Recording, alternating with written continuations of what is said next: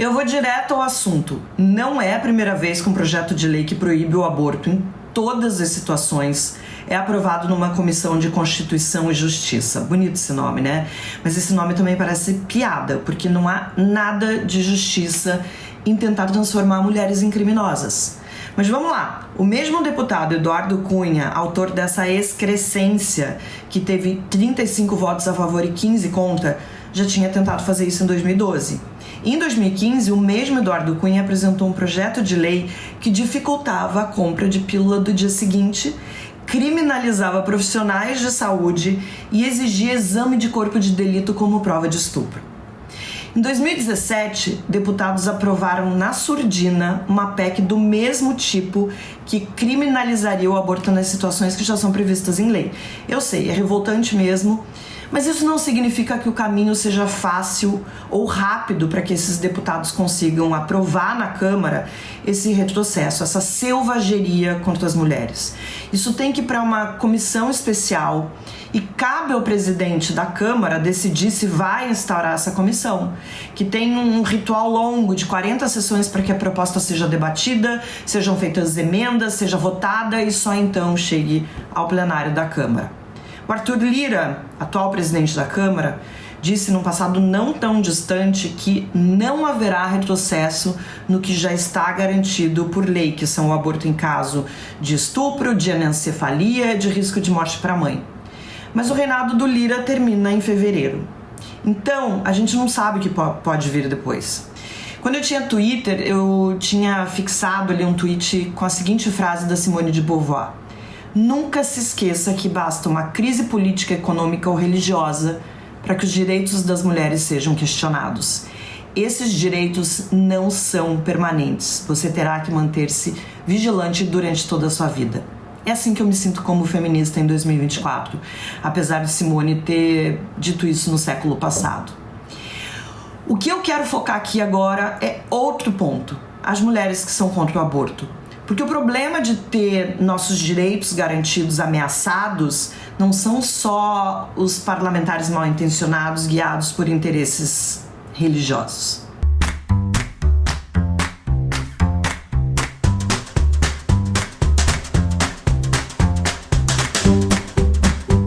Nas redes sociais, mesmo em páginas dedicadas a temas femininos, ou seja, no ambiente feminino, fica claro que a batalha que precisa ser travada para assegurar que o aborto seja discutido com argumentos sólidos talvez esteja perdida. Sempre tem bate-boca, uma mistura de ignorância, falta de solidariedade de parte das mulheres. E eu não falo de ignorância para ofender as pessoas, mas para apontar que falta informação sobre a realidade do aborto no Brasil. Quase 80% das vítimas de estupro são crianças e adolescentes. São essas meninas que muitas vezes descobrem gravidezes tardias.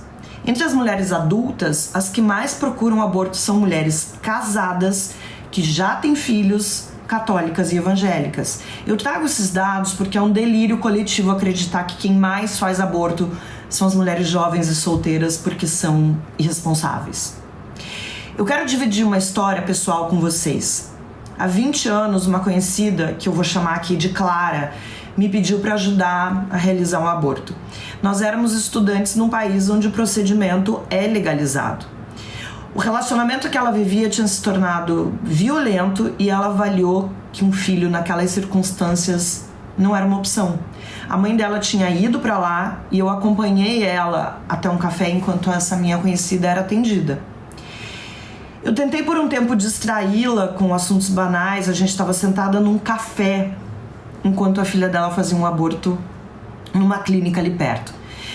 E então essa mãe chorou, a gente se abraçou e ela me disse o seguinte: eu não queria que ela passasse por isso. Ninguém quer. Aborto é uma decisão difícil, pode ser traumática. Por isso as mulheres precisam ser acolhidas e não tratadas como bandidas.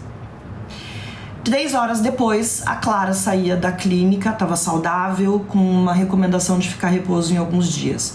As enfermeiras foram gentis, o local era limpo, todo o procedimento foi seguro. Isso aconteceu há 20 anos. Isso aconteceu na Austrália, onde o aborto é legal desde os anos 1970. A Clara passou os dias seguintes triste, mas aliviada por ter se libertado de um relacionamento com um homem que era doce, romântico e se revelou violento depois do casamento. E ela disse pra mim: ele jamais me deixaria ir embora se tivéssemos um filho ou tiraria a criança de mim. Foi difícil, mas eu não tinha outra opção. Esse foi um dos episódios que anos mais tarde me fez levantar a bandeira do feminismo. Eu nunca passei por um aborto, mas eu entendi que nenhuma mulher pode ser criminalizada. Eu entendi que lutar contra a criminalização do aborto não era sobre mim, não era sobre as minhas crenças, não era sobre as minhas decisões individuais, era sobre a vida de outras mulheres. Assim como a maioria das pessoas, eu cresci dentro de uma religião que não apoia esse tipo de procedimento, o aborto. Mas na Umbanda existe algo chamado livre-arbítrio. Cada pessoa é livre para tomar decisões e fazer escolhas de maneira consciente e independente. Cada um deve se responsabilizar por suas ações, responder espiritualmente por elas. Veja, espiritualmente. Então cada um deveria estar livre para seguir ou não o que a sua religião prega, mas não exigir que todas as pessoas vivam de acordo com o que você acredita. Eu me lembro de conversar com a minha mãe, que pessoalmente é contra o aborto. Mas minha mãe entende que as suas crenças não podem determinar como a legislação do país deve ser. Não parece claro? Nesse sentido, ela é a favor que o aborto seja descriminalizado e que cada mulher possa decidir sobre sua vida. É sobre isso que eu peço que você reflita. Ninguém está pedindo que você mude as suas convicções, as crenças que pautam a sua vida. Apenas que você entenda e se sensibilize sobre esse assunto. Ninguém é a favor do aborto, mas da sua descriminalização por causa do número de procedimentos ilegais, das mortes, do gasto público com as internações decorrentes das intervenções feitas na clandestinidade e do problema social, da saúde da mulher. Tudo isso é ignorado. E olha, quem imagina que as pessoas que se colocam contra o aborto são apenas aquelas da direita, está enganado. Na eleição em 2022, a pesquisa A Cara da Democracia, feita pelo Instituto Democracia, traçou o perfil da população em torno de temas como legalização de drogas, aborto, casamento homoafetivo. Da direita à esquerda, gente, somos um país conservador.